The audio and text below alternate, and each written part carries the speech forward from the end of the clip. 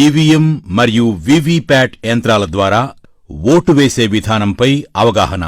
ముందుగా పోలింగ్ కేంద్రంలోకి క్యూలో ప్రవేశించండి. మీ యొక్క గుర్తింపు ధృవీకరణను పోలింగ్ సిబ్బందికి చూపండి. ఓటర్ల రిజిస్టర్లో సంతకం లేదా వేలిముద్ర వేయండి. ఓటింగ్ కంపార్ట్మెంట్లోకి ప్రవేశించండి. ఓటింగ్ కంపార్ట్మెంట్లో బ్యాలెట్ యూనిట్ బియు మరియు వీవీపీఏటీలు ఉంటాయి.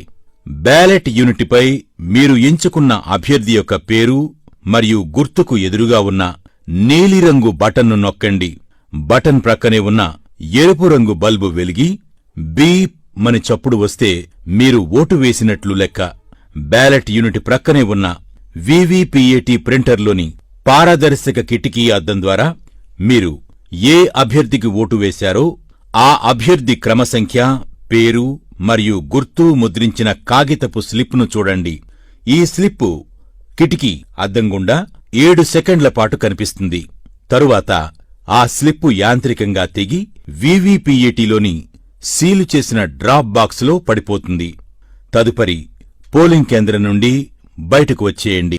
ఇట్లు జిల్లా కలెక్టర్ మరియు జిల్లా ఎన్నికల అధికారి.